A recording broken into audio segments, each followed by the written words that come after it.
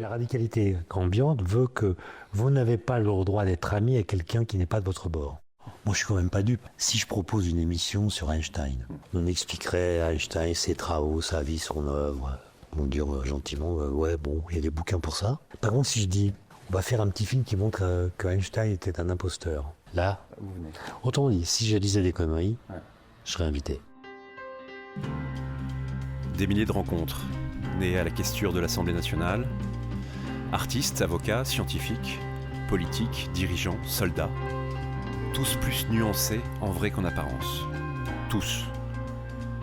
Et quand ma première fille Rose est née, j'ai voulu lui transmettre ça.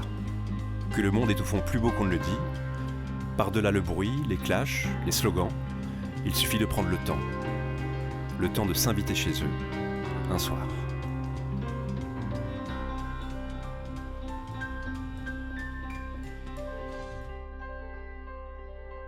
Si je dois, dans 5 ans, expliquer à Rose qui est mon copain avec le scarabée, qu'est-ce que je dis ? Bon, d'abord, merci pour cette proposition qui m'honore et m'intimide parce que j'ai cru comprendre que j'étais le premier. Alors, comment me présenter Bon, moi, je suis un scientifique qui a fait des pas de côté. J'ai tendance à pas bien voir les frontières, voilà. Donc, je les traverse sans me rendre compte, comme une sorte de prolongement naturel d'une dynamique qui a été amorcée par une question. Bon, par exemple, la question du temps m'intéresse. Je vois que les physiciens en parlent, mais même le mathématisent. Je vois que les philosophes en parlent.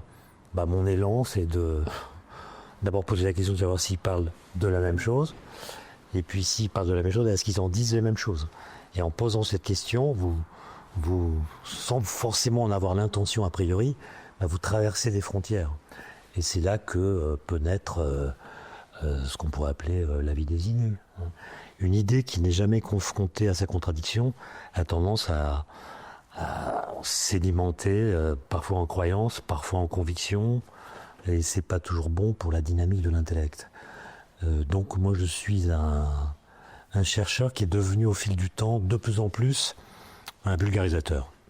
Et donc mon sujet de recherche, ça va vous étonner peut-être, c'est pas tellement la physique, c'est pas non plus la philosophie, c'est le langage.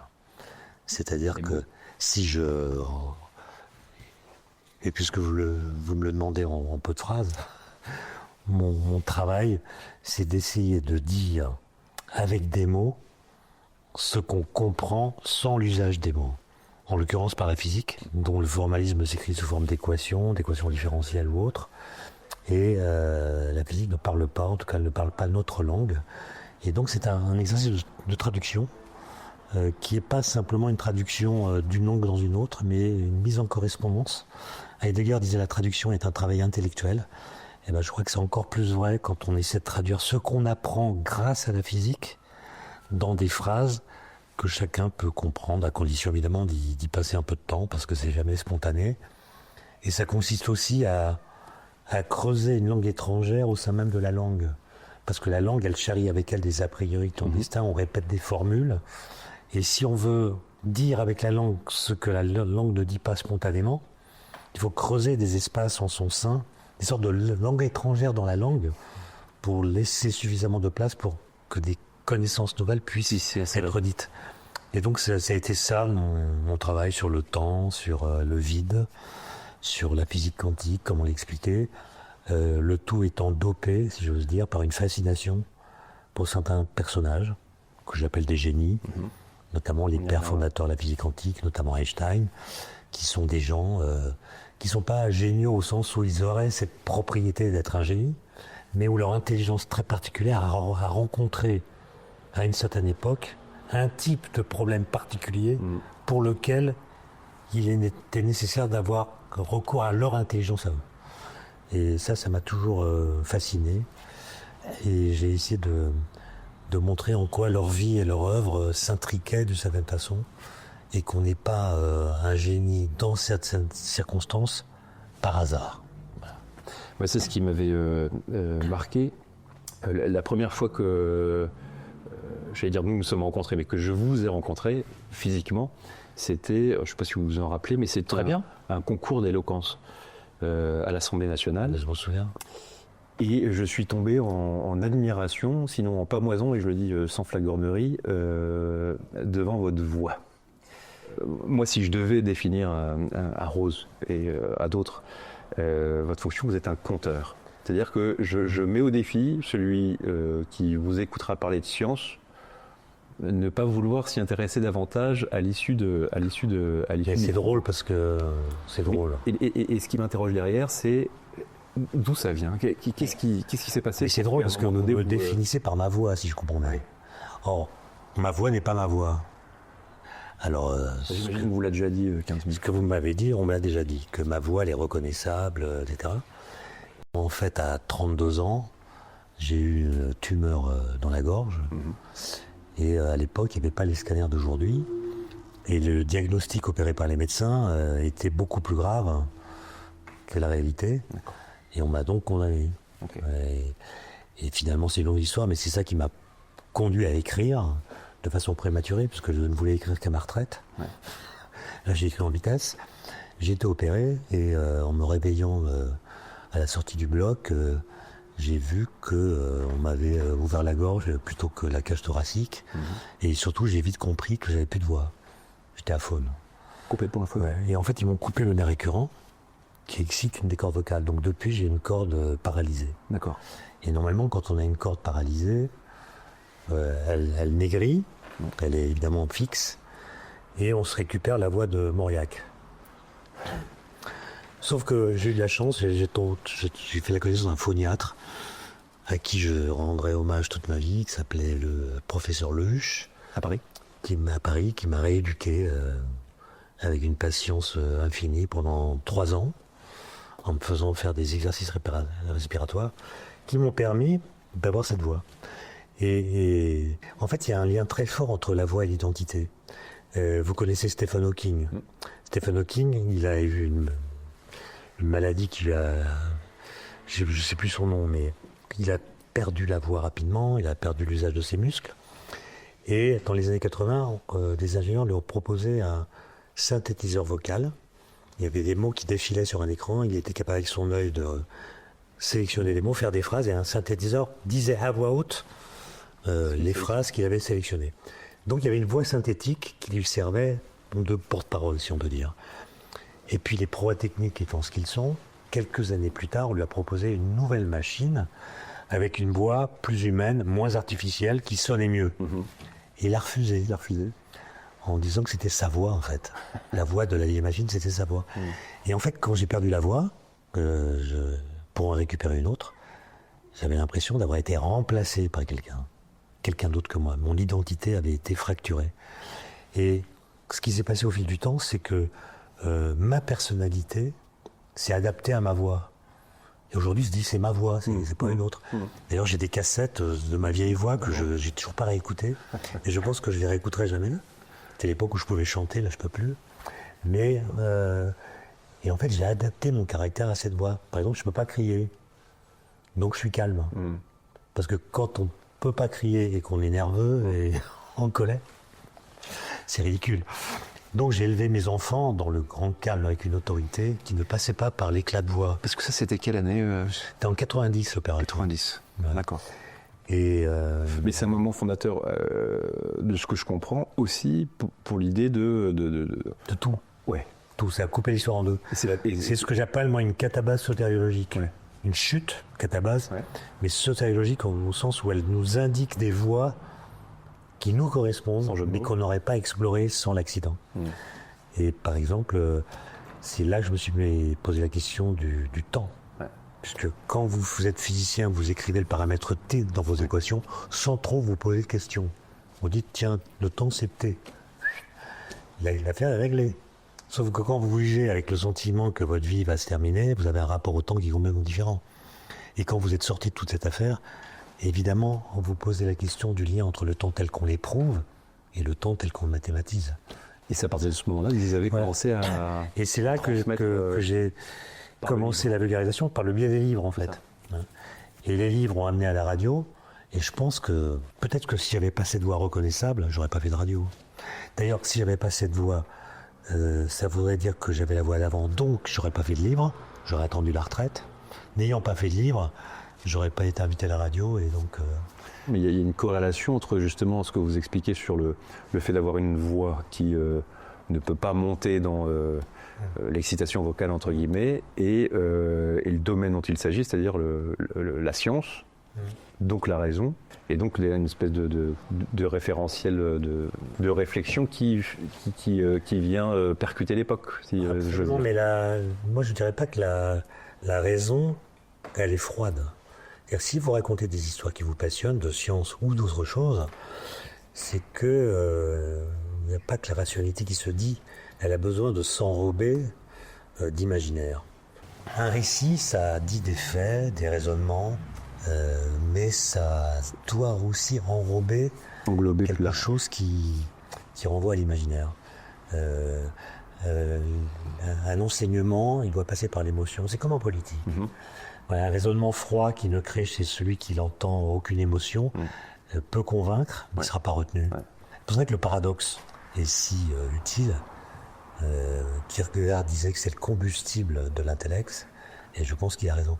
Quand vous faites cours et que vous commencez par poser un paradoxe, soit en mathématiques, soit en physique, vous voyez le regard des étudiants qui change. Je dis, tiens. Vous les captez. Tiens. Non, mais ils sont accrochés par une question. Et ils restent jusqu'à la fin du cours. Si vous débitez un raisonnement de façon linéaire, froide, il y a des chances qu'ils partent jouer au tennis. Donc le paradoxe, ça retient, parce qu'on veut comprendre à la fin comment le résoudre. Je vous donne un exemple si on a le temps. Oui, bien sûr. La semaine dernière, j'étais à la prison de Mont-de-Marsan. De temps en temps, je vais en prison parce que je trouve que c'est intéressant de discuter avec des détenus. J'ai fait beaucoup ça à la prison de Fresnes quand j'étais étudiant. Et régulièrement, je vais, non pas donner des cours parce que j'ai pas le temps, mais des conférences, des interventions. Et les détenus, ils préparent ça en lisant un livre et ils posent des questions. Et je me suis amusé à leur faire remarquer que il y a des nombres entiers, 1, 2, 3, 4. Il y a des nombres pairs, 0, 2, 4, etc. Et évidemment, il y a moins de nombres pairs que de nombres entiers.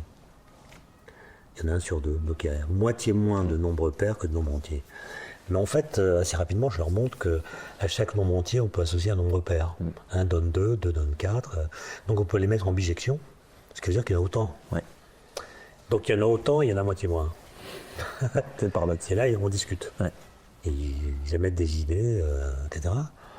Et au bout d'un certain temps, il y en a un qui arrive à l'idée, après avoir discuté avec tous les autres, que cette propriété de pouvoir être mis en bijection avec une partie de soi-même est la signature d'un ensemble infini.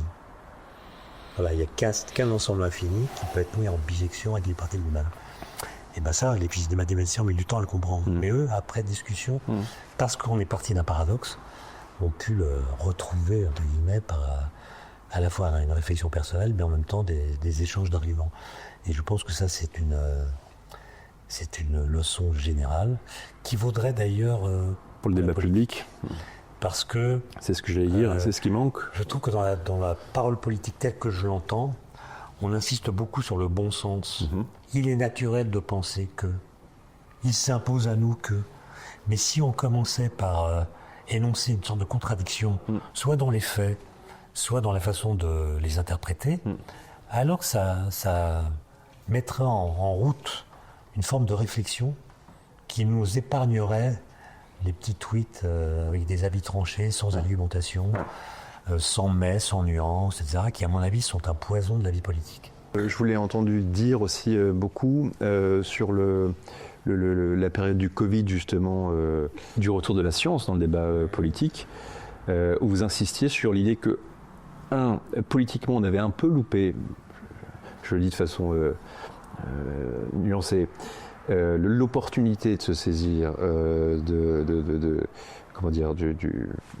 du problème dirimant posé sur la table.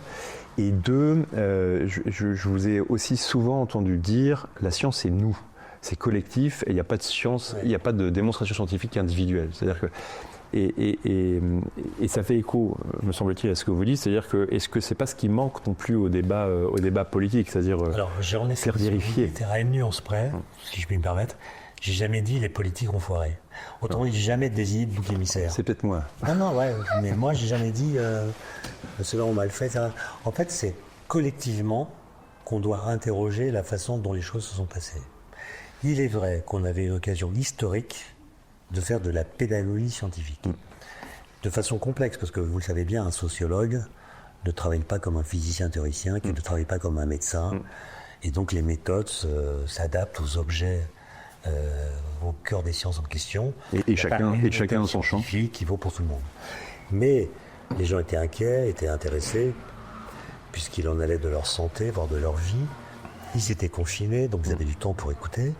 Et on avait donc l'occasion historique de faire de la pédagogie. Prendre le temps jour après jour, te dire, t'expliquer ce que nous savions, comment nous l'avions su, et les questions qui restaient pour l'heure sans réponse. Sans suspens. Par exemple, qu'est-ce que c'est qu'une exponentielle ? On ne l'a jamais expliqué. On m'a dit, moi, que c'était trop compliqué. Faux. J'étais en Allemagne et j'ai vu Madame Merkel expliquer l'exponentielle à la télévision pour tous les Allemands. On aurait pu expliquer pourquoi il ne faut pas confondre coïncidence, corrélation, causalité, pourquoi la théorie des probabilités est parfois contre-intuitive, etc., etc. C'est le fameux, c'est efficace à 95%. Voilà, etc. Faire de la pédagogie, expliquer comment ça marche, quoi. Et je ne mets pas la faute sur telle ou telle catégorie. Chacun a fait du mieux qu'il a pu, mais, et vous avez insisté là-dessus, et je suis d'accord avec vous, j'ai pas aimé du tout qu'on mette en avant des personnalités. Autrement dit, la science, c'est pas du tout la même chose que la recherche. Même si évidemment il y a des liens. La science n'est pas étrangère à la recherche et réciproquement. Mais vous voyez, la science, c'est un corpus de connaissances qui sont les bonnes réponses à des questions bien posées. Vous m'accorderez qu'il y a des connaissances qui sont acquises, qui sont solides, et on aura du mal à imaginer comment on pourrait changer d'avis à leur sujet. La Terre est ronde plutôt que plate, l'atome existe, l'univers est en expansion, c'est bon, quoi. Les espèces vivantes évoluent, c'est bon.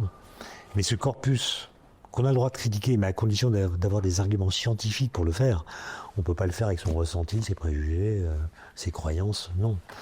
Mais ce corpus, il est incomplet. Donc nous savons qu'il pose des questions dont nous savons que nous n'en connaissons pas la réponse. Et donc on doute. Et le doute, c'est le moteur de la recherche. On cherche parce qu'on sait qu'on ne sait pas. On ne cherche pas parce qu'on ne sait pas. On cherche parce qu'on sait qu'on ne sait pas. Et c'est le fait de savoir ce qu'on ne sait pas qui détermine les axes de recherche. Et quand un scientifique, surtout en temps de crise, parle à la télévision, il doit dire, à mon avis, nous savons que, nous les scientifiques, on est d'accord pour dire que, ça c'est un savoir scientifique, et nous nous demandons si, ça c'est la recherche. Hein. Mais la science, c'est pas... Moi j'ai aucune confiance dans les scientifiques, si vous voulez, mais j'ai confiance dans la science. Karl Popper disait, la science, c'est la coopération amicalement hostile des citoyens de la communauté du savoir. Donc c'est des gens qui sont suffisamment amis pour se parler et suffisamment aussi pour s'engueuler. Pour dire qu'ils se trompent. La politique, ça devrait être ça. La coopération amicalement hostile des citoyens de la communauté du bien public. Ça devrait être ça, la politique. Mais est-ce que dans le domaine du débat politique, du débat public, est-ce que vous pensez qu'il y a une place pour le doute ? C'est-à-dire, est-ce que un responsable politique peut venir devant les Français, selon vous, dire 3 fois de suite, je ne sais pas ? Alors, ce qu'on a vu pendant le Covid, c'est que les experts, entre guillemets, qui venaient et qui répondaient à je ne sais pas aux questions, étaient médiatiquement détrônés par des gens qui avaient réponse à tout. Voilà. Alors, le politique, j'imagine qu'il doit donner le sentiment qu'il domine les problèmes. Hein. Et donc, en effet, il doit faire preuve montrer une forme d'assurance qui le fasse passer pour expert, alors que nul peut être expert sur tous les sujets qui sont dans son escarcelle. Mais moi, je leur demande pas de douter ou d'hésiter. Je pense que la parole politique, elle doit entraîner avec elle une forme d'adhésion, sans quoi elle devient intellectuelle et n'a pas d'effet dans la vie de la cité. En revanche, quand il devient manifeste quand une personne politique s'est trompée, il n'y a pas de problème à venir dire ensuite « je me suis trompé ». Voilà. Et ça, je trouve que c'est pas très fréquent. Mais on a vu des scientifiques aussi qui ont dit des grosses bêtises pendant le Covid. Par exemple que ça tuerait moins que les trottinettes. Ça s'est vite révélé faux. Et on aurait aimé que la personne en question vienne nous dire « je me suis trompé ». Ben non.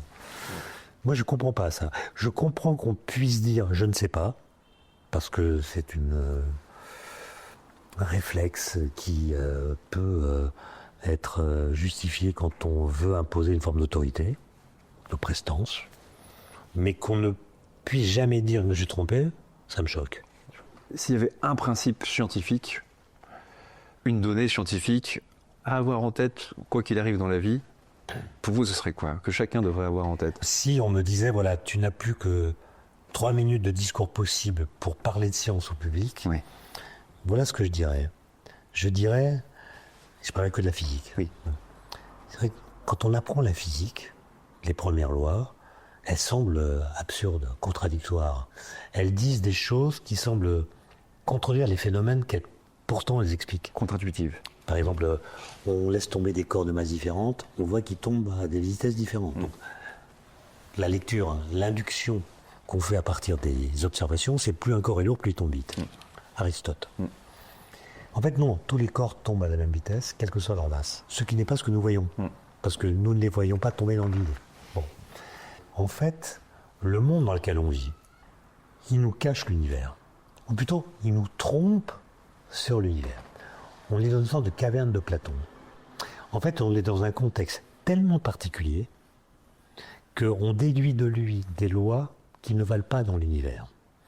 Et les lois qui valent dans l'univers, il a donc fallu aller les chercher par des expériences de pensée. Je vous donne un exemple pour Rose.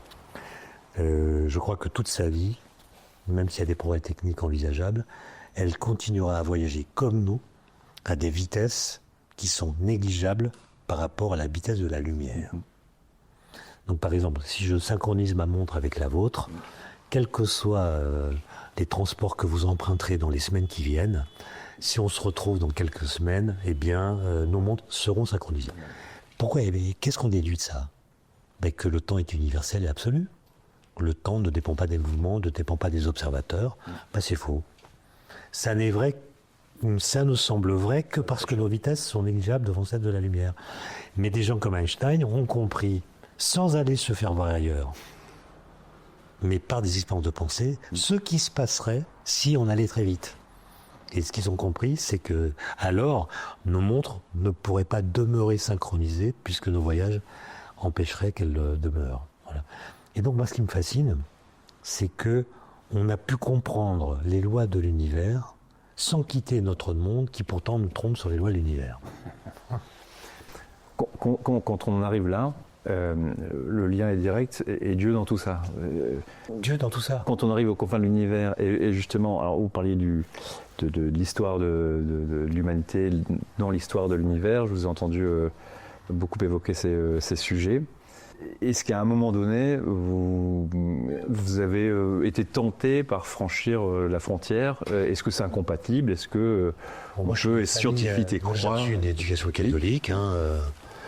Je ne peux pas dire que la question de Dieu me tourmente. Non. Donc j'ai assez rapidement lâché l'affaire en me disant que Dieu existe ou pas, je ne crois pas que ça changerait ma façon de me comporter.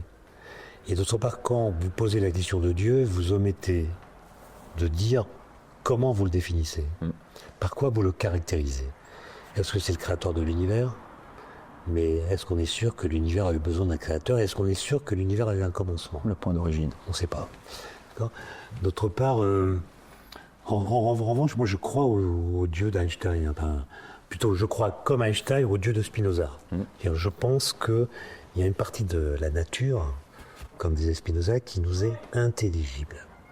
Et je pense qu'il est intéressant de passer sa vie à tenter de comprendre ce qui est intelligible dans la nature. Pas tout, sans doute, mais déjà ça, c'est pas mal. Ça suffit à nourrir un lien existentiel assez profond avec le monde. Et je pense, pour finir, que le fait d'être capable de poser la question de l'existence de Dieu, tout en reconnaissant qu'on ne sait pas y répondre, premièrement. Deuxièmement, qu'on n'a pas besoin d'y répondre. On n'a pas besoin d'y répondre. Ça donne un petit piment à la vie. Je trouve que le fait de ne pas savoir, ça enrichit le rapport qu'on a avec sa propre vie. Quand j'étais enfant, par exemple, je me dis... Ce qui est un paradoxe. Oui, c'est un paradoxe, évidemment, mais quand j'étais enfant, très peu, à un âge très très bas, avec je sais pas, à la maternelle, ou je sais pas pourquoi on avait dû me parler de l'Apocalypse. Et j'avais compris qu'au moment de l'Apocalypse, c'est une révélation. Et donc j'avais compris que quand on meurt, en fait, on a une connaissance exhaustive de toutes les vérités de l'univers. Et je m'étais dit, et du coup, c'est pas la peine d'apprendre. C'est pas la peine d'apprendre. J'attends. Donc à l'école, j'étais un peu mollasson. Et puis un jour, je me suis dit, mais c'est pas certain ça. Peut-être que le moment où je saurai le plus de choses, c'est juste avant de mourir. Et que la vie, je peux la passer à apprendre et j'atteindrai un taux de connaissance maximal au moment où je disparaîtrai de l'existence. Et c'est là que je me suis mis à travailler pendant mes études. Donc, ce que je comprends pas, si vous voulez, c'est pourquoi aujourd'hui la science est associée au doute, alors que le doute ne devrait concerner que la recherche. Et pourquoi la question des religions, qui elle devrait être constamment associée au doute, ne l'est pas. Ne l'est jamais. Ça, quand j'étais étudiant, par exemple, mes copains de l'école où je poursuivais mes études, je savais à peu près quelles étaient leurs opinions politiques, de tous, mes copains. Par contre, leur religion, c'est pas vraiment. Et j'étais persuadé, comme mes copains, que la science allait faire autorité et que la religion allait rentrer dans une forme d'œcuménisme, de concordisme, un peu mollasson, un peu libertaire même. Et je me suis complètement trompé. La fin de l'histoire. Complètement trompé, puisque je vois que les discours religieux se radicalisent et que la science est contaminée dans la réception qu'on en a par une forme de relativisme. Comment vous l'expliquez ça par un recul de la science par quoi le recul de la culture scientifique, de l'enseignement Alors, pendant le Covid, je marchais de temps en temps avec Axel Kahn. Je ne savais pas qu'il était malade, mais en fait, il a été déjà atteint de la maladie qu'il a emportée. Et comme vous savez sans doute, il marchait beaucoup. Et on avait fait quelques kilomètres ensemble, à 6 km/h. Il marchait vite. Et on a parlé de ça, c'était pendant le Covid, entre deux confinements. Et au moment de se séparer, il m'a dit Étienne, on a foiré. L'expression, on a foiré. On a foiré dans la transmission des connaissances. Et moi, je crois que, même si la vulgarisation n'est pas le succès qu'on aurait pu espérer, il y a d'autres facteurs qui expliquent pourquoi la science est soupçonnée. La première, c'est que d'abord, on a compris que la science ne nous dit pas ce qu'on doit faire des possibilités qu'elle nous donne. C'est à nous de décider. Est-ce qu'on est capable de décider ?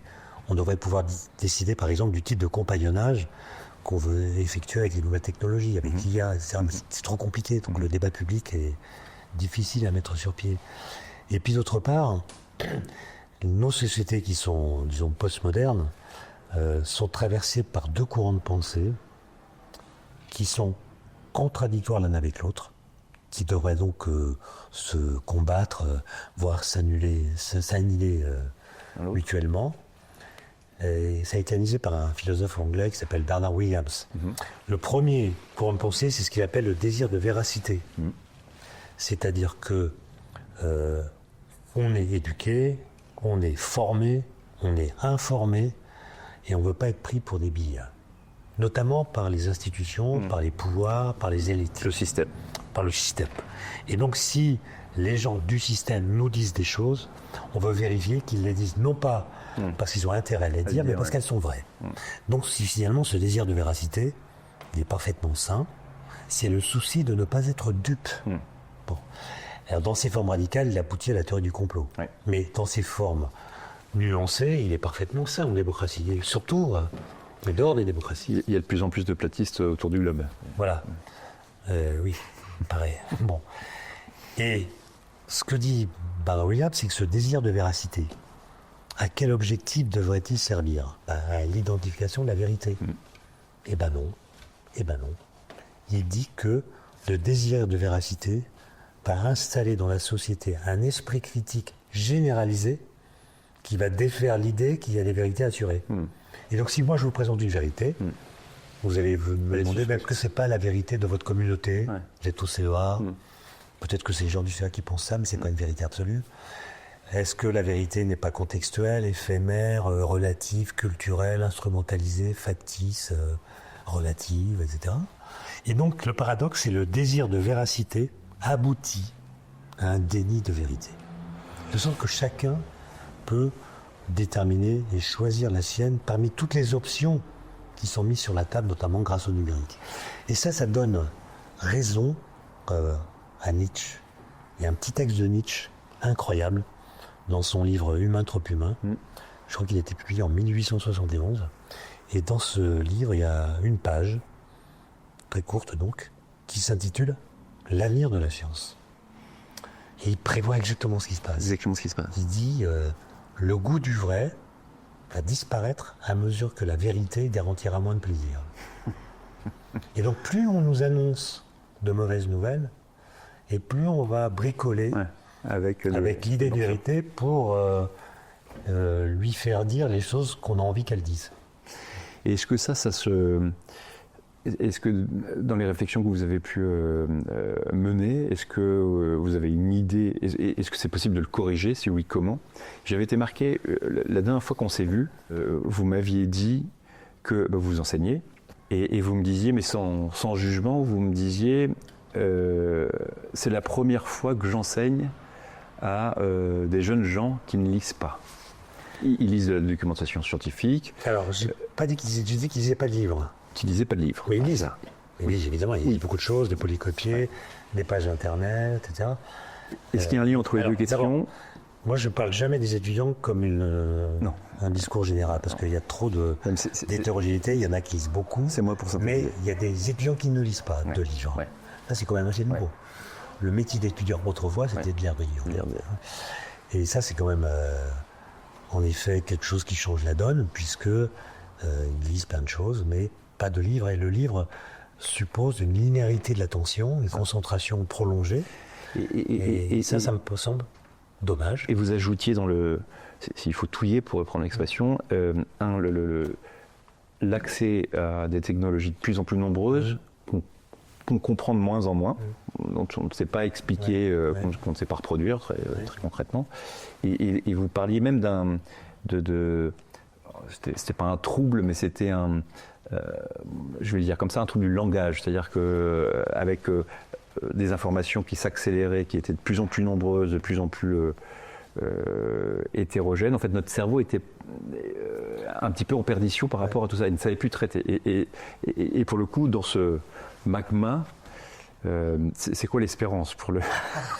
Alors on m'a interrogé sur les manuels scolaires, parce que vous savez, il y a vraiment une chute du niveau des collégiens en maths, etc. Donc on m'a demandé mon avis sur les manuels scolaires. Bon, j'ai feuilleté des livres, des manuels de physique pour terminale, par exemple, et j'ai eu beaucoup de mal à les lire. Ah ouais. Parce qu'il y a trop de choses. Tu vois, il y a des encadrés avec des équations, des figures, très peu de texte. Et pareil pour les maths. Alors, moi, j'ai besoin de texte. J'ai besoin qu'on m'explique par des phrases comment s'agencent les connaissances. Mais c'est pas parce qu'on met une courbe ici et une équation là et un encadré ici que je vais comprendre de quoi il s'agit. Autrement dit, c'est comme si on avait abandonné l'idée que l'esprit, pour comprendre, a besoin de concentration. Sur un temps... Et le livre, c'est la concentration parce que c'est linéaire. Si vous butez sur une difficulté, vous montez quelques pages, vous reprenez, etc. Là, c'est une mosaïque et moi, j'ai beaucoup de mal à me repérer dans ce paysage. Les étudiants peut-être le font mieux que moi, mais moi je pense que l'enjeu du futur pour Rose et tous ceux qui ont son âge, c'est de pouvoir être maître en partie de ce à quoi on donne son attention. Du temps. Son attention, pas simplement du temps, son attention. Qu'est-ce qu'on privilégie? Est-ce que, par exemple, on s'accorde des moments de réflexion autour d'une question qu'on se pose, sans se précipiter vers la solution? Moi, par exemple, quand j'avais 20 ans, c'est 21 ans, c'est l'année où Alain Aspect publie ses résultats qui montrent l'annon-séparabilité quantique. Ça a été un truc énorme. C'était à la haine de tous les journaux. Évidemment, on n'y comprenait rien. Donc on a décidé de faire des recherches nous-mêmes, en allant trouver dans les bibliothèques de Normal Sup les articles d'Einstein, de Bohr. Ça a pris des semaines mais on s'est comme ça inculturé par des recherches qu'on faisait nous-mêmes. Et on discutait, on se posait des questions, on trouvait des arguments ici, on remettait ça dans la discussion. C'est passionnant. Alors qu'aujourd'hui, un étudiant qui se poserait la même question, il interroge ChatGPT, Google, il a tout de suite la réponse. Qui comprend ou pas, mais en tout cas, il n'a pas le plaisir de la recherche. Il n'a pas la joie intellectuelle unique qu'on peut avoir quand on s'est posé une question et qu'on finit par trouver la bonne réponse. Et la joie est d'autant plus grande qu'évidemment, on a galéré pour avoir la réponse. Et donc, moi, je dirais à Rose, quand elle se pose une question, de réfléchir, de discuter, et puis de vérifier ensuite si elle a trouvé la bonne réponse ou de la chercher si elle l'a pas trouvée. Mais que la recherche, la réflexion, c'est quand même ce qui donne ce que Einstein appelait les joies de la pensée. Et c'est pas les joies de la découverte. C'est des joies que vous pouvez éprouver à n'importe quel âge de la vie. Moi, je me souviens quand j'étais, je sais plus en quelle classe, j'ai compris qu'on pouvait démontrer le théorème de Pythagore de cette façon-là, ou bien façon géométrique, ou encore d'une autre façon. Et donc, j'avais accès à une vérité absolue. Un point dur. En géométrie euclidienne. Vérité absolue. C'est vrai, quoi.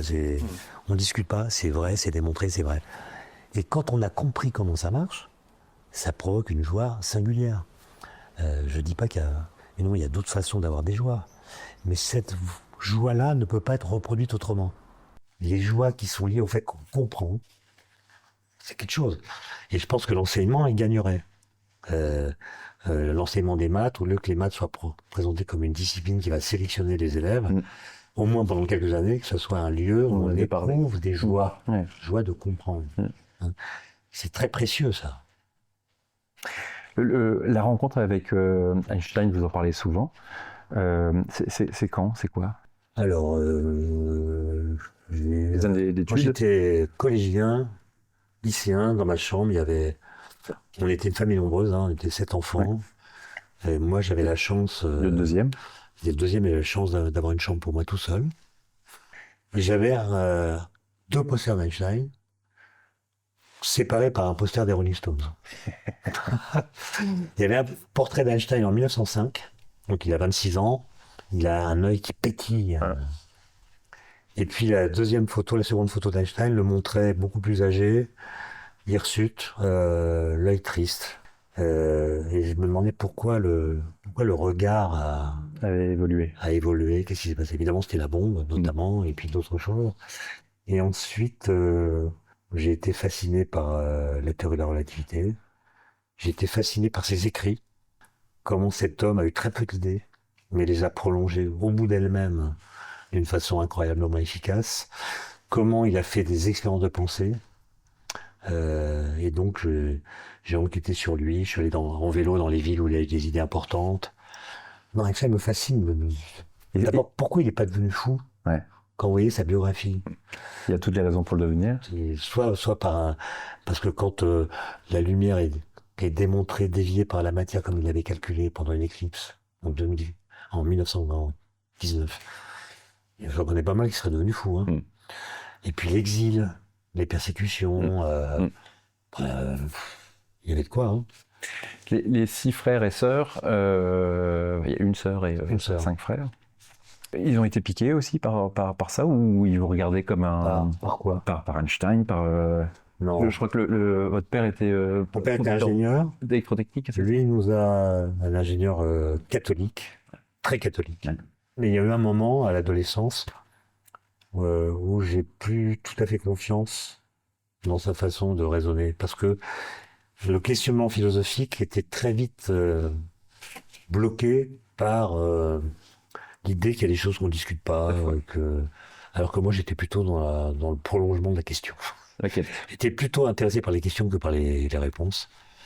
Et ça crée entre nous, ça crée une forme de barrière qui aboutissait parfois à des clashs, quoi. D'accord.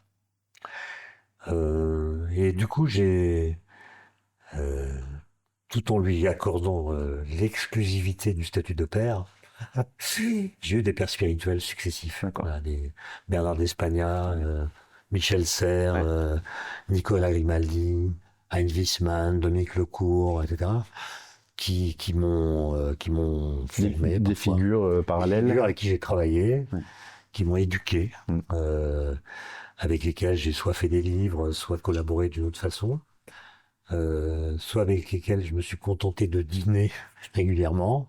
Et c'était des façons de sortir de mon milieu, soit familial, soit professionnel. Et d'ailleurs, vous parlez souvent du défaut, notamment de la culture française, de hiérarchiser les intelligences. C'est-à-dire qu'on Oui, moi, il y a deux choses que je on reproche. les différencie, mais on va dire que Il y a l'une deux est choses que je reproche à l'éducation plus noble que française, l'autre. qui a des grands mérites. Il ne s'agit pas de la critiquer. Mm. Ce sont les Français qui ont inventé l'idée qu'il y avait différentes sortes de cerveaux. Littéraires, scientifiques, Ouais. autres. Mm. Bon, c'est quoi la différence? En plus, on a inventé l'idée que si on a un tropisme littéraire, Mm. alors la fréquentation des sciences pourrait abîmer votre sensibilité. Mm. Ça vient d'où, ça? Mm. Si vous êtes littéraire et que vous faites des maths, ça va corroder votre esprit? Bon. Et puis, comme vous l'avez dit, on reconnaît qu'il y a différentes sortes d'intelligence, très bien, et on les classifie. Et les ayant distingués, on ne peut pas s'empêcher de les hiérarchiser. Et mon frère, qui est en sixième, en même temps que moi, on n'était pas dans la même classe. Mm. Il avait un an plus que moi, mais il avait redoublé, donc on était au même niveau, mais pas dans la même classe. On a subi, en tout cas surtout lui, les maths modernes, Ouais. en sixième, qui devaient enseigner, c'était les directives, sans aucun recours au concret. À l'expérience. Moi, ça m'allait très bien. Ouais. Donc j'avais des très bonnes notes, et lui, pas du tout. Ouais. Et il tenait pas en place. Et puis, quand on lui posait la question, surtout au tableau, hein, Ouais. le tableau, c'est quand même le lieu de l'humiliation Mm. devant les autres. Mm. On lui demandait au tableau, Pascal Klein, est-ce que la relation de sororité est réflexive, transitive et symétrique? Mm. Bon, mon frère, au fond de lui-même, disait j'en ai rien à foutre, mais essayer de répondre en balbutiant je ne sais quoi, et ça l'a vraiment traumatisé. Ouais. Et son génie manuel, qui était réel, n'a pas été reconnu par le système éducatif. Ouais. Il ne l'a été que par l'armée, quand il avait son service militaire. Lui, Ouais. qui n'avait pas le bac, Moi, j'ai dit ça. a pu devenir officier parce que les militaires ont vu ce don. Ouais. Bon, voilà. Donc, je pense qu'on peut déployer des formes d'intelligence différentes à différents âges de la vie. C'est pas parce qu'on est bloqué en mathématiques à 10 ans qu'on est nul en maths pour la vie. Simplement, on vous fait croire que... et ça, c'est dramatique. D'ailleurs, ce chapitre sur mon frère, c'est celui qui me vaut le plus de courriers. De réaction. De gens qui se reconnaissent dans ce portrait. Et donc, j'ai l'impression que cette façon d'enseigner a abîmé, peut-être pas une génération entière, Ouais. mais en tout cas, beaucoup de gens dans cette génération. Et ça... j'ai été en Suisse, par exemple, on m'a expliqué le système éducatif suisse, et des enseignants en Suisse m'ont dit que mon frère, en Suisse, aurait été premier de la classe. Ah ouais. Et moi, dernier. C'est la capacité d'abstraction. Oui. Oui, mais moi, j'ai un diplôme d'ingénieur. Si vous me demandez de refaire le circuit électrique de cet appartement, j'en serais incapable. Vous avez vu que je vous ai Et lui- précisé que U égale RI, mais Ouais, comme bah, ouais. Moi, je connais les équations de Maxwell. Ok. On va pas insister sur ce sujet. On a été clair, ça suffit. On a parlé des grandes rencontres que vous avez faites, Ouais. des grandes références. Ouais. J'ai une question, mais idiote, mais je la pose. Si demain vous deviez dîner avec quelqu'un qui a disparu, quand j'ai écrit la question, je me suis dit que ce serait Einstein forcément. Mais Alors, c'est une très bonne question, mais en fait, au risque de surprendre, ce ne serait pas Einstein. ce serait pas lui Parce qu'avec cette BD qu'on a écrite, là, moi, j'ai l'impression de le connaître vraiment. suffisamment. Et donc, je connais sa voix, puisqu'il y a des enregistrements. On sait comment il se comportait. Il y a des témoignages de gens qu'il a rencontrés. Donc, certainement, ça m'intéresserait. Hein. Ouais. Mais je crois que, évidemment, je serais ravi, mais je suis pas sûr que j'apprendrais des choses sur sa façon de se comporter ou même sur sa façon de penser. Non, en revanche, je choisirais Majorana. D'accord. Parce que Majorana, je l'ai poursuivi en Italie, en Sicile. J'ai interrogé les archives, sa famille. J'ai lu plein de livres sur lui. mais je suis incapable Le de vous mystère est dire toujours, hein. comment il se comporterait, Ouais. quelle serait sa voix, sa façon de parler. S'il entrait dans la pièce, je ne sais pas du tout quelle serait son attitude. Ouais. Est-ce qu'il Ouais. il serait ouvert, prostré, j'en sais rien. Aucune idée. Et donc, simplement pour récompenser cette curiosité, ce serait lui. Pas lui. Mais je serais pas du tout sûr qu'il resterait en tête à tête. Aussi longtemps. Ouais. Il y a aussi autre chose qui prend beaucoup de place dans votre vie, c'est la montagne. Mhm. Vous pratiquez beaucoup l'ultra trail et aussi Beaucoup, un par an, ouais, enfin, c'est, un peu d'entraînement. ouais, c'est beaucoup pour la moyenne. Ouais. Et aussi l'alpinisme. Ouais. Et qu'est-ce que vous y trouvez là-bas? Bah, ça vient pas de ma Là-haut. famille, hein, Non. parce que moi, j'ai jamais mis les pieds en haute montagne avant l'âge de 20 ans. Mais vous avez réussi à contaminer vos 2 fils. Alors, on va y venir. C'est pas, oui, enfin, j'ai été contaminé pour ce qui est de l'endurance, Ouais. pas forcément de la montagne. D'accord. C'est en train de venir. Oui. Doucement. À un moment, il faut se démarquer du père. Hein. Pas complètement, mais non. À 20 ans, après les concours, j'étais malade et mes parents m'ont offert un stage et j'ai choisi un peu au hasard un stage de l'UCPA pour faire le tour du Mont Blanc D'accord. en randonnée. Ok. Et ça m'a complètement plu. J'ai découvert que j'avais une caisse et j'ai été. Une caisse et une capacité Ouais, pulmonaire. je marchais plutôt vite. Ouais. Et surtout, par contre, je voyais les sommets 4000 là et j'ai l'impression d'une paroi de verre entre eux et moi. C'est-à-dire que pour moi, les montagnes, c'était un autre monde. Et quand je croisais des alpinistes, je me disais que c'était des extraterrestres, des humains d'une autre race D'accord. que moi. Et à partir de ce moment-là, j'ai fait de la randonnée tous les étés de façon intense avec des amis, des copains. C'est une sorte d'agence matrimoniale ambulante. Beaucoup de mariages. Ouais. Et puis à un moment, quand on a fait le GR20 en Corse, c'est le passage du cirque de la solitude. Certains ont eu le vertige, ça s'est mal passé. Là, j'ai dit, j'arrête, je passe à l'alpinisme. Ouais. Et 10 ans, c'est long. Hein. 10 ans pour... Avant, j'osais pas. C'est même pas que j'osais pas, c'est que j'y pensais même pas. Et puis là, j'ai rencontré un monsieur qui est devenu mon guide et un ami très cher, Bruno Martin, et pendant 30 ans, on a grimpé ensemble. C'est pas la montagne solitaire, c'est Ah non, c'est la cordée. c'est la cordée. L'esprit de cordée. L'esprit de cordée. L'esprit de cordée, une relation qui est presque non-verbale, qui passe par la corde. Et je pense qu'une cordée, l'esprit de cordée, c'est quelque chose qu'on devrait faire redescendre dans la ville, dans la vallée. Parce que dans une cordée, sauf cas exceptionnel, on est solidaire l'un de l'autre, on est responsable l'un de l'autre. Bon, certes, il y a un premier de cordée, mais quand même, on est tous les deux engagés dans la même galère.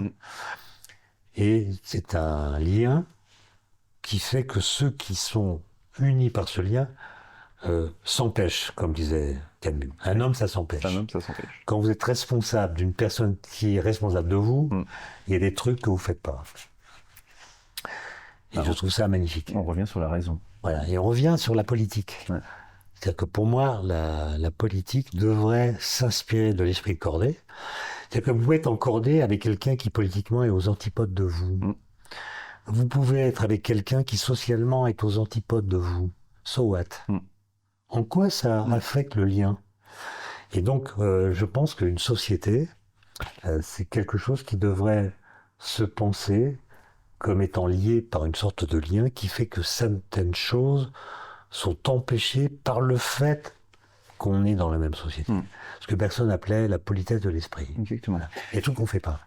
Et je trouve que le numérique, les tweets, nous font perdre ça.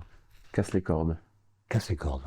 C'était un des constats justement à l'Assemblée nationale où j'ai reçu des hommes et des femmes de tous horizons, et politiques, et dans leur expérience, des scientifiques, des chercheurs, des penseurs, des créateurs, des projets. Et justement pour faire baigner l'Assemblée nationale qui n'est que la représentation de la nation, tout entière, justement des forces qui l'irriguent. Et l'époque quasiment me reprocher de recevoir des gens avec qui j'étais en désaccord. C'est-à-dire que je prends souvent cet exemple, la même semaine, j'ai reçu Éric Zemmour et Edoui Plenel. C'est un grand écart, mais dans chacune de leurs histoires, j'ai retrouvé des éléments d'humanité qui peuvent nourrir la réflexion, et à la fin d'une discussion, d'une conversation, ni Edoui Plenel ni Éric Zemmour n'est devenu bacheliériste, et l'inverse ne s'est pas produit non plus. Mais moi j'ai appris, vous savez ce que l'on a appris aussi, et on prenait souvent cette phrase d'Edgar Faure qui disait un ennemi, c'est quelqu'un avec qui vous n'avez pas encore pris la peine de déjeuner, le temps de déjeuner. Et c'est très vrai, et l'époque aujourd'hui, j'ai eu des articles dans un grand journal français de l'après-midi qui s'appelle Le Monde, pour le nommer, où c'était la politique des déjeuners, c'est-à-dire que vous étiez qualifié d'extrême droite ou d'extrême gauche ou d'extrême je ne sais pas quoi, parce que vous aviez eu un moment de discussion, de dialogue avec quelqu'un qui n'était pas, habilité à pouvoir discuter avec vous. Et je trouve que pour le coup, je fais une petite digression, pardon, mais dans le monde politique, dans l'espace public, c'est justement ça, l'esprit de nuance, qui est absolument manquant. Et c'est ça que nous, on essaie de retrouver, parce que j'aimerais bien montrer que oui, Edoui Plenel, il est intéressant, et que oui, Éric Zemmour, il dit des choses intéressantes, Alexis Corbière dit des choses intéressantes, Jean-Pierre Chevènement dit des choses très intéressantes, Hubert Védrine, etc., etc. Alors moi, j'ai pas ces expériences, mais j'ai quand même rencontré des personnalités politiques, notamment certaines de très haut niveau, à différentes occasions, notamment quand j'étais président de la commission pour l'évaluation. Oui. Bon. Et ça ne vaut pas statistique, parce qu'ils ne sont pas très nombreux, mais toutes les personnes politiques importantes que j'ai rencontrées, plutôt en tête-à-tête, m'ont toutes semblé remarquables. C'est-à-dire avec un niveau d'argumentation, une connaissance, notamment de l'histoire, domaine dans lequel, à part l'histoire de la physique, je suis incompétent, une passion, des vraies valeurs, etc. Ça m'a toujours impressionné. Autrement dit, je n'ai pas rencontré d'usurpateur, ni d'imposteur. Par contre, certains d'entre eux qui avaient ces qualités que je viens de dire, plus d'autres, parfois dans leurs interventions publiques, ne les montraient pas. Voilà. Vous mettiez une caméra. Et là, je me disais, mais comment c'est possible ? Et c'était terminé. Comment la personne que j'ai eu l'occasion de voir peut dire des trucs pareils, faire des raccourcis aussi ridicules Et là, je me suis dit, il y a du jeu de rôle. Et sur les réseaux sociaux, vous avez ça, vous avez des monstruosités, des insultes, des anathèmes. Et vous rencontrez les gens, et là, c'est pas du tout la même chose. Oui, alors il y a quelques cas que je suis sur Twitter que je n'ai pas rencontrés dans la vraie vie. J'ai des doutes quand même. Ah ben, il y en a. Nous, on prenait la peine de... Ils ont l'air d'en tenir une couche. Et si je les rencontre, peut-être que je vais changer d'avis. Mais alors, pourquoi ils font des tweets aussi bêtes ? Nous, on prenait la peine on recevait à chaque intervention, une interview, un plateau, etc. Vous recevez des monceaux d'horreur. Et nous, on prenait la peine, très poliment, de répondre, d'envoyer une réponse pour dire que j'avais entendu ce qu'ils avaient à dire, et que je souhaitais les contacter pour pouvoir bénéficier de leur expertise, de leur analyse. Twitter. Sur tous les réseaux sociaux. À chaque fois qu'on recevait des choses un peu... Mais je fais ça sur Twitter, je remercie les insultes. Vous m'apprenez des choses sur moi, mais... Et donc là, vous perdiez 80% des gens qui ne vous donnaient pas leurs coordonnées. Puis les 20% restants, j'appelais directement. Mais vraiment, j'ai pris du temps. Ça. Mais je vous garantis, taux de transformation 100%. C'est-à-dire que, et des insultes sur, je vous en dispense, mais sur plein de choses, ma famille, etc., etc. Et le fait d'avoir le contact, ne serait-ce que téléphonique, ça a changé. Quand vous dites les réseaux sociaux, les médias sociaux cassent les cordes, on est exactement là-dedans. Je pense que les réseaux sociaux, moi j'y vois un danger quand même, c'est un peu ce que vous dites, c'est que ce qui limite la violence, paradoxalement, c'est la rencontre physique. Oui. Mais si vous êtes dans le virtuel, dans le numérique, vous montez dans les tours tout seul parce que vous oubliez qu'en face, il y a un humain qui a une sensibilité, une famille, etc. Qui est fils, Voilà. certainement, qui est père Et, peut-être. et frère, dès voilà. que même sur le numérique, sans rencontrer les personnes, Ouais. s'il y a une insulte, vous réagissez par un peu d'ironie, un peu de remerciement. Il y a beaucoup de politesse. Parfois, les gens retirent leur tweet ou bien s'excusent. Autrement dit, il faut qu'on trouve le moyen de faire que la société ne construise pas les liens sociaux que par le domaine virtuel. Il faut des rencontres, comme dans les labos, comme dans les entreprises. De temps en temps, pour se taper dans le dos. Exactement. Je pense que la radicalité ambiante veut que vous n'avez pas le droit d'être ami avec quelqu'un qui n'est pas de votre bord. Ben oui, en fait, on n'a pas le temps de l'être. C'est ça qui est étonnant, c'est qu'on est pris, on reste pas politique, on reste pas public, dans des formats extrêmement courts qui demandent à synthétiser des choses qui ne peuvent pas être synthétisées. Et si vous ne le faites pas, vous n'êtes pas invité, c'est ce que vous me disiez, vous rappeliez tout à l'heure. Et pour le coup, à mon sens, ça devrait être l'objectif du service public audiovisuel que de prendre le temps de montrer que derrière telle posture, telle fonction, tel personnage qu'on considère comme... Eh ben, il y a un être humain. Voilà. Et on peut être tranquillement, sereinement, en désaccord. Et comme dirait l'autre, ça peut bien... Vous avez le même problème que les physiciens qui font de la vulgarisation. Oui. Vous faites le rapport. Ben non, mais c'est-à-dire que on vous demande d'aller vite, expliquer le boson de Higgs en 3 minutes. Donc vous dites des bêtises, forcément. Et je pense que la politique... Moi, j'ai écouté... parce qu'il y a eu un colloque à Cerisy pour les 100 ans d'Edgar Morin. C'est il y a 2-3 ans. Ouais. Et on nous a fait entendre beaucoup des émissions de radio, notamment puis de télévision, auxquelles avait participé Edgar Morin. La première, je crois qu'elle datait de 1947. Et c'est une émission qui portait sur la vie dans les camps. Et c'était incroyable, la qualité de l'expression et le temps donné à l'argumentation et au récit. Et puis, plus le temps avançait dans l'histoire, et plus ça devenait... Et je me demande si on ne devrait pas tenir ou tirer une conclusion commune, qui est que la politique, elle a besoin d'explications. Comme la physique.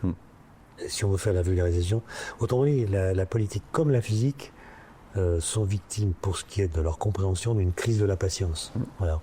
On vous demande de faire du court, du synthétique. Vous faites des phrases longues, mais on va les couper au montage. Là, et je pense que ça détruit l'argumentation. Je vous ai entendu dire un jour, il faut que les gens modérés s'investissent en politique sans modération. Je disais, il faut que les gens modérés s'engagent sans modération, en politique ou ailleurs. Mais j'ai participé, moi, il y a quelques temps, je fais le lien à une émission de France Inter où j'étais en débat, c'était le jour du non-vote, du non-débat sur la loi immigration. J'étais invité à une matinale donc avec Léa Salamé et Demorand, et j'étais face à Benoît Hamon. Et Léa Salamé, avant de prendre l'antenne, me dit: alors vous êtes vraiment sur ces sujets-là, j'ai beaucoup travaillé sur ces sujets, je travaille beaucoup sur ces sujets, et Benoît Hamon également. Vous êtes vraiment en opposition, vraiment frontale. Et je lui dis, avant qu'on prenne l'antenne, je lui dis, je pense que sur 50% on est en désaccord, et sur 50% on est d'accord. Je lui dis, les 50% sur lesquels on est d'accord, c'est qu'on intègre très très mal en France.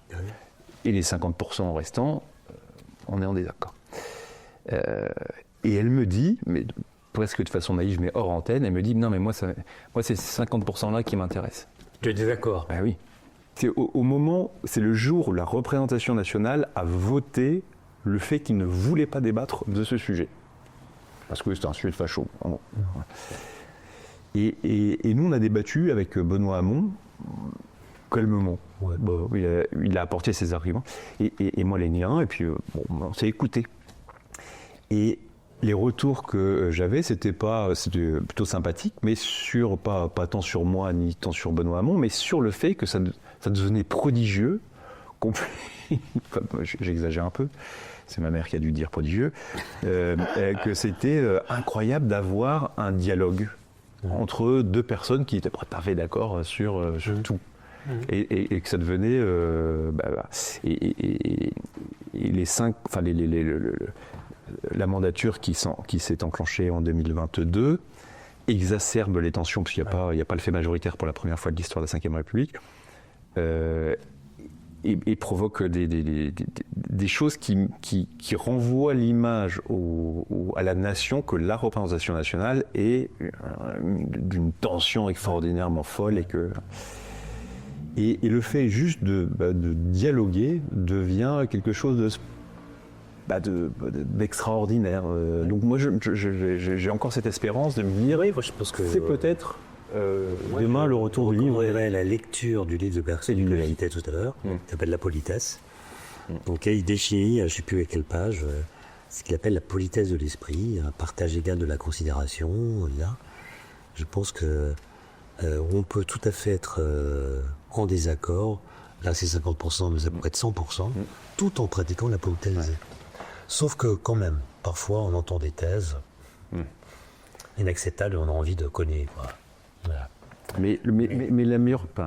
Mais entre républicains, on doit pouvoir discuter. Oui. C'est même la condition de la vie républicaine. Mais, oui. Et la meilleure façon de cogner ou de parer, c'est de comprendre pourquoi. De l'autre côté, ça arrive comme ça, ou d'où ça vient. Et comprendre psychologiquement ou socialement. Les deux. J'évoquais tout à l'heure Louis Plenel et Éric Zemmour, dont la discussion, qui était une discussion politique, un dialogue. Je me suis fait la réflexion, qui n'est peut-être pas la bonne, mais je me suis fait la réflexion que ces deux-là avaient un commun, qui était le parcours de leur père à eux deux, et comment l'État français les avait traités. Et comment eux avaient perçu ça. Et ce que ça avait déclenché, ils étaient partis sur deux terrains qui semblent très, très, très, très, très, très éloignés aux deux extrêmes, et en fait pas tant que ça. Et le fait de comprendre ça, c'est le fait de comprendre pourquoi celui qui est vraiment très très loin, comment il peut arriver à penser un truc qui est complètement dément pour vous, d'où vous venez. Ça veut dire qu'il faudrait comprendre les traumas des uns et des autres pour comprendre leur posture politique. C'est un vaste programme. Oui, mais pour le coup, je pense que si les gens voyaient que, en fait, derrière les politiques, derrière les gens du système, je mets les scientifiques dedans, les journalistes dedans, il y a des gens. En fait, il y a des humains avec leurs traumas, avec leurs blessures, avec leurs origines, avec leurs morts, avec tout ça.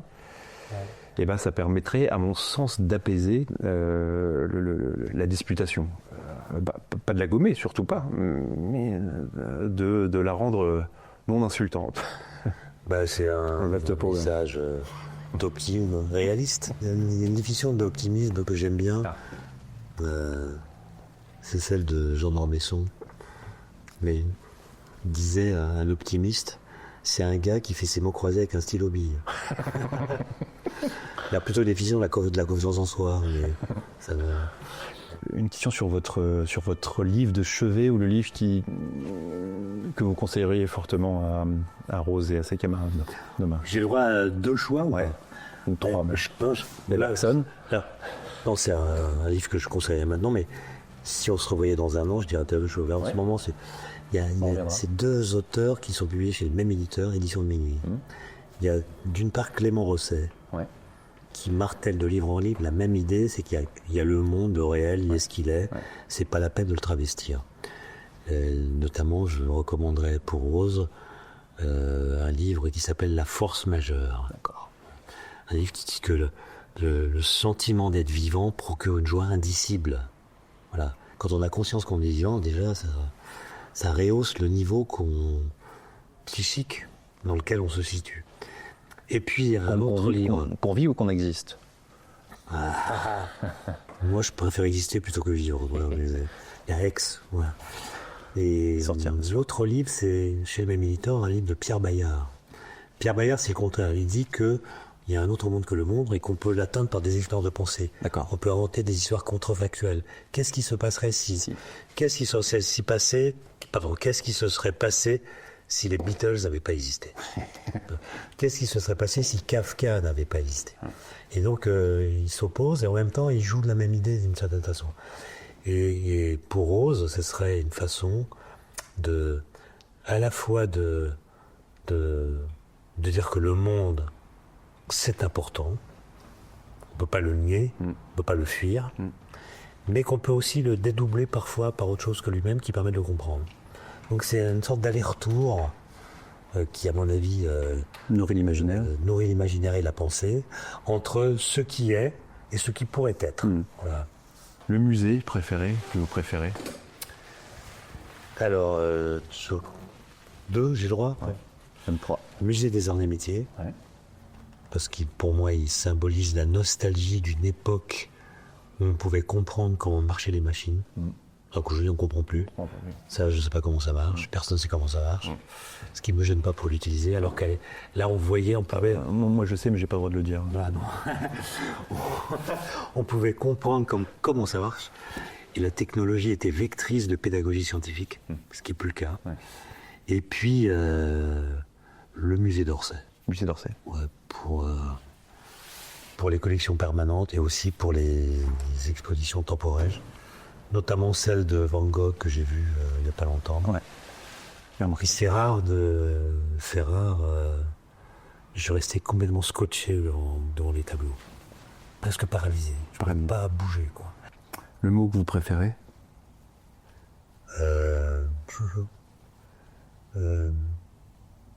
L'antiponnage. Ah. Ah, c'est un mot qui n'existe que dans un bouquin de Giono. Ouais. C'est les fiefs, l'antiponnage. C'est des bavardages. L'antiponnage. D'accord. J'ai fait un tweet aussi sur l'ultra... l'ultra-crépidarianisme. Alors, c'est un mot que j'ai mis en avant dans un tract pendant le Covid. Et on m'a reproché de défendre une forme d'élitisme. Ouais. De critiquer l'ultra-crépidarianisme. Ouais. C'était pas du tout le but. Le lien, Pour le dire, c'est la capacité à pouvoir parler de choses qu'on... c'est de parler de choses qu'on ne connaît pas du tout avec autorité ou arrogance. Et vous voyez bien que le lien social dont on parlait, il réclame de l'ultra-crépidarianisme. Quand vous rencontrez vos copains au bar de l'Assemblée ou bien au café du coin, vos amis, vous parlez de tous les sujets, y compris des sujets pour lesquels vous n'avez pas de doctorat. D'accord. C'est ça le lien social. Là où ça devient problématique, et là je vise personne et je ne donnerai pas de nom, c'est quand vous faites croire que vous connaissez la réponse à une question que personne ne connaît. Ouais. À propos de tel médicament, ou tu sais quoi. Bon. Vous dites ça marche alors que personne n'en sait rien. Donc ça c'est un abus, une tromperie si vous voulez. Mais moi je comprends tout à fait que mon boulanger, d'ailleurs ça arrive, parle avec moi de physique des particules. On discute. Moi, je suis incompétent en baguette, mais je lui parle de physique des particules et parfois il me dit un truc sur sa cuisson, etc. On se parle. Voilà. On discute. Et ça, c'est la condition pour faire société. Le mot que vous détestez? Partager. Non, mais partager au sens moderne du terme. Au lieu de dire, je vais vous dire, partager avec vous. D'accord. Je suis en train de réfléchir à ce que je t'ai dit pendant l'entretien. Non, on l'a pas dit. Votre juron préféré? Insulte? Il peut m'arriver de... Enfin, je peux dire purée. Voilà, purée, ça va. C'est raisonnable. Mais c'est pas un juron. Non. C'est l'équivalent poli de putain. Voilà. Okay. Non, purée, je peux dire purée. Ok. Purée la vache. Purée la vache. Oui, comme vous y allez. J'ai l'impression d'avoir abîmé mon image. Non, pas du tout. On pourra raconter ça. L'homme ou la femme que vous aimeriez voir panthéonisé? Cavaillès. Jean de Cavaillès. Ouais. Mais alors, si j'ose dire, il n'y a pas photo. Alors qu'on n'a que 2 photos de lui. Ouais. Oui, parce que pour moi, c'est la figure de la résistance radicale. Et puis en plus, à ma connaissance, c'est le seul résistant très engagé physiquement qui a produit une œuvre intellectuelle pendant la résistance. En prison ou ailleurs. Il a écrit des livres qui ont été publiés après sa mort, été fusillé en 1944. Et quand je lis j'ai tous ses écrits, ses œuvres complètes, qui sont très éparses, je me dis, mais comment un homme a pu faire ça en si peu de temps? C'est vraiment bluffant, quoi. Et la dernière, c'est si Dieu existe, qu'aimeriez-vous qu'il vous dise après votre mort? Bon, j'ai hésité les réponses classiques, mais je poserais la même question que Paoli. Paoli, c'est un grand physicien qui, raconte-t-on, qui avait un esprit critique très très fort. Il critiquait beaucoup les physiciens, leurs équations, etc. Donc je demande à Dieu, est-ce qu'il y a une théorie du tout? Est-ce qu'il y a une équation qui rassemble Un holisme. la description de toutes les interactions fondamentales et si oui, est-ce que vous pouvez me l'écrire au tableau? Très bien. Merci beaucoup, Étienne. Merci. Merci.